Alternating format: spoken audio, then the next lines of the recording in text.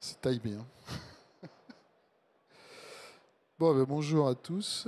Euh, Yann Noblet, donc GRDF, je suis responsable grands projets territoriaux et ma mission pour ce que je vais vous présenter là aujourd'hui consiste à faire connaître les mécanismes d'achat de gaz vert. On parle aussi de fléchage gaz vert. Voilà. Donc j'avais prévu une présentation en trois parties. On va élaguer la première puisque le timing ne nous permet pas de le faire. Euh, Production de gaz renouvelable, rapidement comment on produit du gaz renouvelable, et ensuite on ira directement sur les mécanismes de fléchage ou mécanismes d'achat de gaz vert. Voilà. Certains sont simples, d'autres sont un peu plus compliqués. Donc voilà, notre métier c'est d'accompagner les clients du marché d'affaires pour s'emparer de ces mécanismes. Donc quand on dit marché d'affaires, pour nous c'est résidentiel, les promoteurs immobiliers, les bailleurs sociaux, en tertiaire public et privé, aussi sur les industriels. Voilà. Alors ça, je passe. On pourra y revenir dans les questions-réponses. Voilà.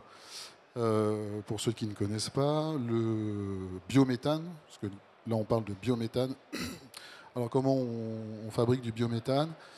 Avec des déchets fermentescibles, donc les déchets organiques, qui sont issus principalement de l'agriculture. Donc on parle des déchets agricoles et puis des effluents d'élevage. Les déchets de l'industrie agroalimentaire. On parle aussi de boues de station d'épuration. Et puis des biodéchets, les déchets ménagers.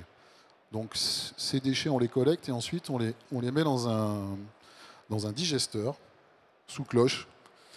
On monte ces déchets à une température de 37 degrés à peu près, c'est-à-dire l'équivalent de ce qui se passe dans votre estomac, quoi, hein, globalement.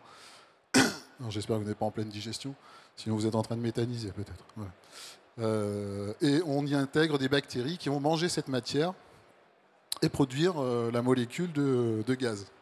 Donc du méthane, exactement la même molécule que celle du gaz naturel, c'est du CH4, qui est pour le coup là produite de manière renouvelable. Mais sinon c'est la même molécule. Donc une fois que cette matière a été digérée et qu'elle a produit du CH4, on enlève un peu des gaz qui sont à épurer. On peut garder du CO2 aussi, on commence à avoir une filière du CO2 qui se met en place, et il est possible de récupérer du CO2 biogénique. Ensuite, ce gaz, donc on l'épure et on le passe dans un poste d'injection GRDF pour vérifier que ses caractéristiques techniques sont bien identiques à celles qu'on a déjà dans le réseau de gaz naturel. Et puis on en profite pour l'odoriser pour des raisons de sécurité. Ensuite, on l'injecte directement dans le réseau et il va être utilisé exactement comme le gaz naturel pour ses usages classiques, que ce soit pour le chauffage, l'eau chaude sanitaire, la cuisine évidemment, la mobilité pour les stations GNV, bio-GNV, et puis pour l'industrie, tous les usages classiques, sans rien changer sur les solutions techniques qui sont en place, puisqu'on l'entend souvent, alors ça paraît un peu étonnant, mais on nous demande parfois si ça nécessite un deuxième réseau, hein, le gaz vert. Alors là, je le dis, non, c'est le même réseau, il n'y a pas besoin de recréer un réseau.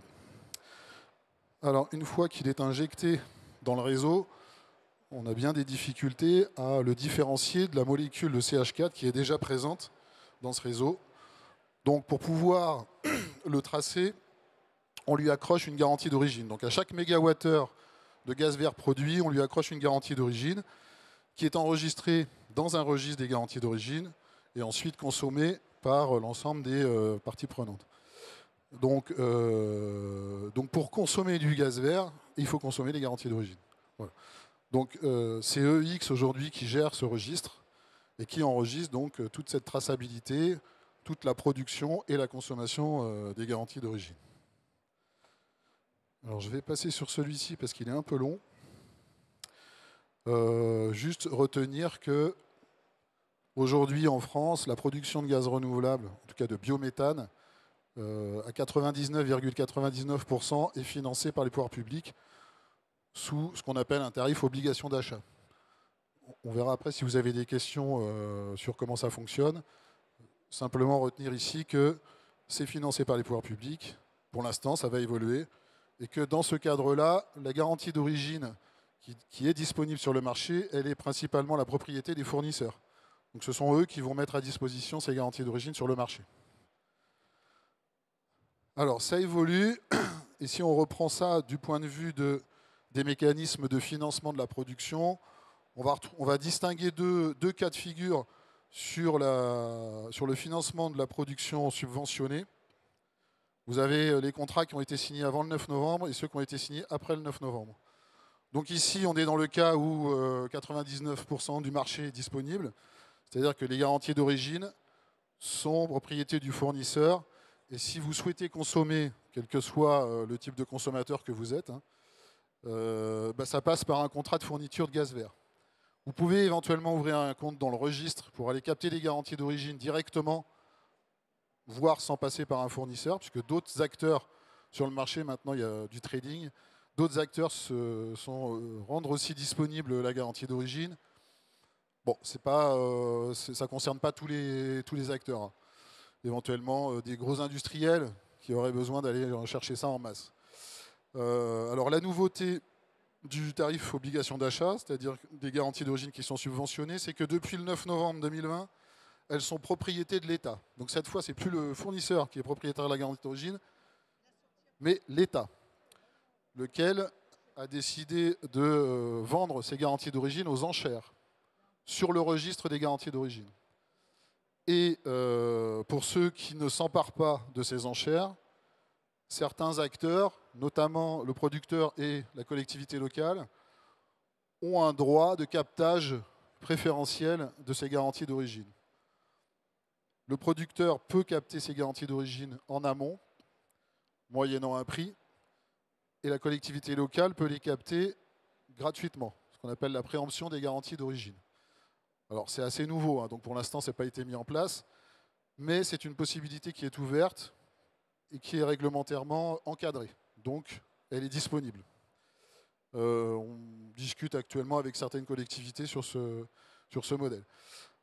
Alors le deuxième moyen, on va dire le grand chapeau de capter les garanties d'origine, c'est pour la production qui ne serait pas subventionnée. Donc on peut éventuellement contractualiser directement avec un producteur dans ce qu'on appelle un BPA, alors l'acronyme anglais qui veut dire Biogas Purchase Agreement, contrat d'achat de long terme, en clair. Ici, on sera sur un coût de production. Et puis, un nouveau dispositif qui arrive, là, pour l'instant, il est encore en discussion, on pourra en dire un mot après, ce qu'on appelle les certificats de production de biogaz. Peut-être vous en avez entendu parler. Donc tout ça, alors ici, on est sur des dispositifs qui sont en cours d'expérimentation, donc on ne va pas trop en parler ici. On va s'intéresser plutôt à ceux qui sont à l'œuvre et qui sont opérationnellement disponibles. Donc voilà. Oh, mais je suis en avance sur l'horaire, mais je suis pas mal. Alors, juste un mot sur le contrat de fourniture de gaz vert, parce que c'est quand même quelque chose d'assez classique.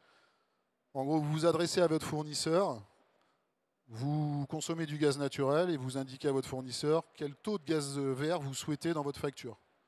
Et lui, il l'incorpore dans votre consommation. Et évidemment, il vous la fait payer, hein, c'est pas gratuit. Ça c'est ouvert pour tous les types de clients, quel que soit votre segment, c'est ouvert à tous. Il est possible aussi d'en acheter en achat groupé, avec des systèmes d'achat groupé, c'est ce que les collectivités locales font beaucoup, même parfois au titre pour certains particuliers. Je pense à Pierre Bénite notamment qui a mis ça en place pour ses concitoyens. Donc voilà, c'est assez classique. C'est sur des contrats assez courts de 1 à 3 ans, évidemment, puisque c'est le contrat du fournisseur, qui peut aller plus loin, de 7 à 10 ans, dans le cadre d'un contrat d'exploitation avec un exploitant. Et du coup, dans ce cadre-là, c'est le fournisseur qui vous donne l'attestation comme quoi vous consommez bien une énergie renouvelable. Alors, petit encart pour les professionnels du gaz naturel et les particuliers. En tout cas, ceux qui consomment jusqu'à 300 MWh par an, vous avez la possibilité de faire des comparatifs d'offres de gaz vert sur le site energieinfo.fr. Donc si vous voulez savoir à combien vous allez pouvoir trouver du gaz et du gaz vert dans votre offre, vous pouvez le simuler sur ce site et vous pouvez simuler des taux de gaz vert allant de 10 à 100%. Et ça vous donne un prix, voilà, ça vous donne un prix annuel de ce que représente la dépense en fonction du taux que vous avez souhaité intégrer dans votre consommation. Donc ça, c'est très utile, parce qu'en plus, ça permet de regrouper toutes les offres fournisseurs disponibles sur le marché. Évidemment, il faudra recouper avec ce que dit le fournisseur, hein, parce que c'est pas directement lui, mais en tout cas, ça donne déjà un ordre de grandeur pour savoir en fait à combien vous allez pouvoir trouver cette énergie-là sur le marché. Alors 300 MWh par an, ça peut aller jusqu'à des petits collectifs. Voilà. Bon, ça englobe évidemment tous les particuliers, mais ça peut aussi concerner certaines copropriétés et puis certaines collectivités locales qui ont des puissances pas très élevées et qui consomment voilà, dans la limite de 300 MWh par an, ce qui n'est pas très très élevé non plus. Alors, juste peut-être un mot, ça va, j'ai le temps. Un peu de détails peut-être sur la possibilité de capter des garanties d'origine en amont des enchères. Donc les fameuses garanties d'origine qui sont désormais propriété de l'État. Vous avez ici, avant le 9 novembre, c'est le fournisseur qui captait la garantie d'origine. Donc on est sur la grande majorité des garanties d'origine disponibles sur le marché. Désormais, on est plutôt sur ce schéma-là. Donc l'État récupère les garanties d'origine qui lui sont cédées par le producteur. Ensuite, le producteur peut, en amont des enchères, un mois avant exactement, exercer son droit préférentiel en disant « moi, je voudrais récupérer tant de garanties d'origine avant qu'elles soient mises aux enchères ». Dans ces cas-là, il va quand même payer la garantie d'origine, pour le coup. Il la payera au prix moyen des enchères, une fois que l'enchère aura eu lieu, plus 30%. Il aura donc un premium de 30% s'il souhaite capter cette garantie d'origine. Dans l'absolu, il peut tout capter. Il peut dire, moi je veux toutes les garanties d'origine de mon site de production et je récupère la totalité, donc celles-ci ne seront pas vendues aux enchères. Elles seront quand même mises aux enchères pour savoir à combien elles vont partir, mais elles ne seront pas captées par un acheteur aux enchères.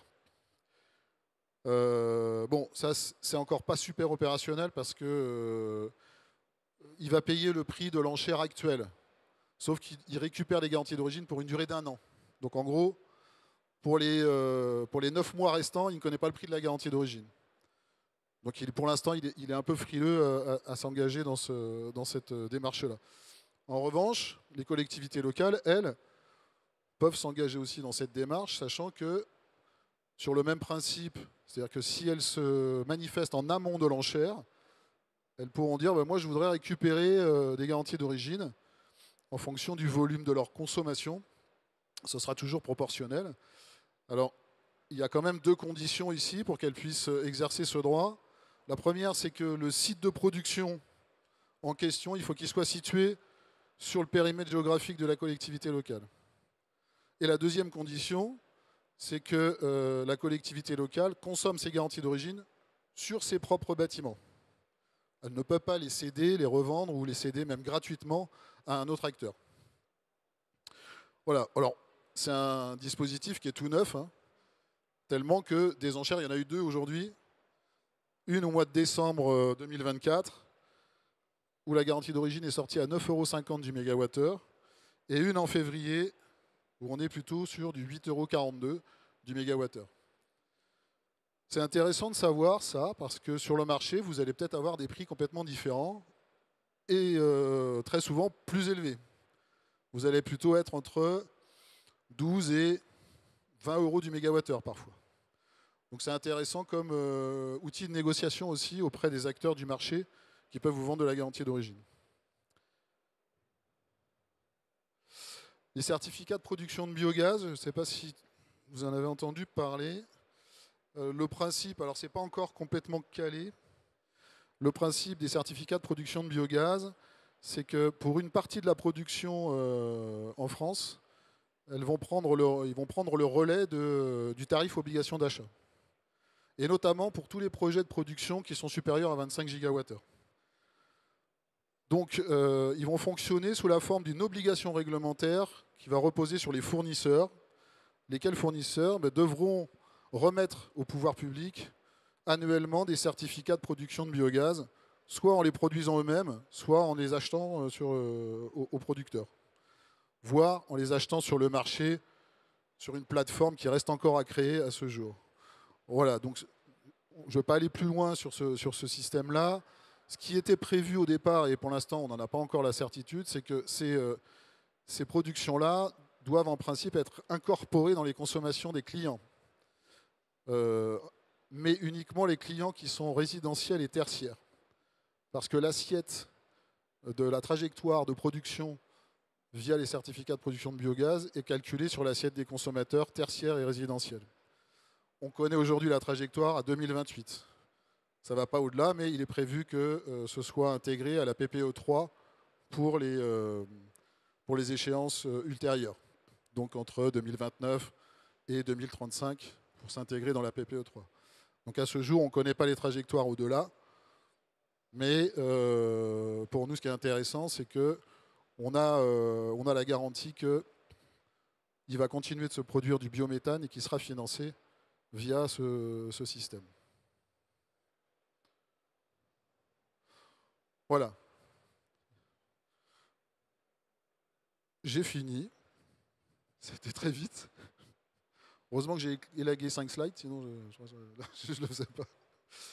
Il nous reste 4 minutes si vous avez des questions. Ah, merci.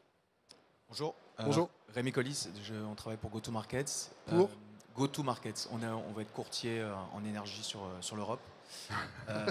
D'accord. J'ai une question, donc j'ai pas mal d'industriels qui sont en train de, pas de paniquer, c'est un grand mot, mais par rapport au CPB, est-ce qu'il y aura un impact sur le prix de la garantie d'origine biométhane derrière? Non, c'est deux systèmes distincts en fait. C'est deux systèmes distincts. Alors en fait, ça dépend de quelle garantie d'origine on parle. Si c'est de la garantie d'origine subventionnée, ce sera aux enchères. Ouais, Ou alors la garantie d'origine qui est disponible chez le fournisseur. là, je parle de la non subventionnée. Nous, dans tous les cas, vu qu'on est intermédiaire, on est obligé de passer sur la non subventionnée pour vendre ça à nos industriels. Donc c'est uniquement sur du non subventionné. Donc il y aura toujours zéro impact sur...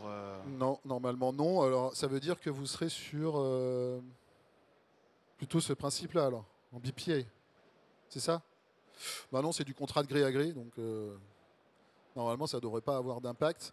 Alors petite information que je n'ai pas donnée là, c'est que les CPB sont réservés au marché français. Ça signifie qu'on ne pourra pas vendre de CPB sur le marché européen, contrairement à la garantie d'origine. Donc le prix de la garantie d'origine va plutôt être fixé par le marché européen et pas uniquement sur le marché français. Donc normalement, ça ne devrait pas avoir d'impact.